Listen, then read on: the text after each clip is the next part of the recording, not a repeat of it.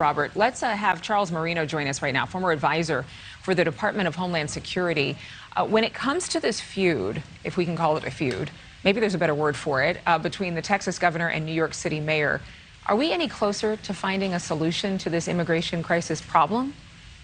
No, I think this is just politics at its best. And unfortunately, the migrants are the political chess piece here, which I'm not very happy about. But, you know, it is what it is right now because the policies of the Biden administration, unfortunately, don't look like they're going to change anytime soon, Adrienne. Our border remains porous, practically wide open.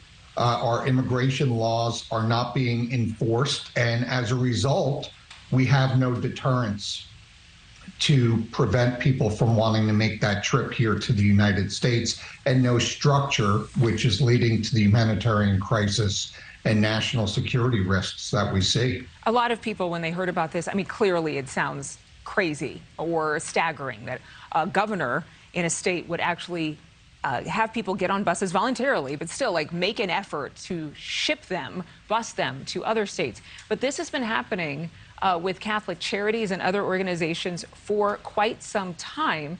They're given vouchers for bus rides. This is not new.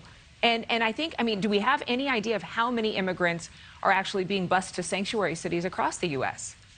No, we don't. But we know that the important point that you just made, we know what the magnet is, and it's the fact that these cities are sanctuary cities, right? Which basically, for your viewers, guarantees that should an illegal migrant have initial contact for some reason with state and local authorities there, that those state and local authorities in those cities are prevented from working with federal immigration officials, thereby avoiding potential deportation. But you said it right. The federal government's been doing this. You've got charities and nonprofits that have been doing this. And now to add Texas and Arizona to the mix. So, you know, this is drawing attention in the eyes of Texas and Arizona to a problem that I don't think the American public necessarily are unaware of.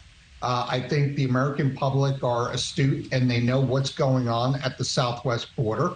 I think the majority of the American public realize that there needs to be a longer term solution than just shuffling illegal migrants throughout the United States. But on top of natural migration, in which the migrants are going to locate to different cities around the country, either for employment or because they know somebody else there, this intentional relocation of the migrants to sanctuary cities is not surprising, both from a political and long-term strategy, since it's normally several years before you can get any deportation hearings or proceedings to take place for these migrants. Yeah, all of these offices, immigration offices, backlog severely because just the sheer number of people coming there. Charles Marino, thanks as always. Thank you for watching. Go to newsnationnow.com to find NewsNation on your television provider. And don't forget to click the red subscribe button below to get more of NewsNation's fact-driven, unbiased coverage.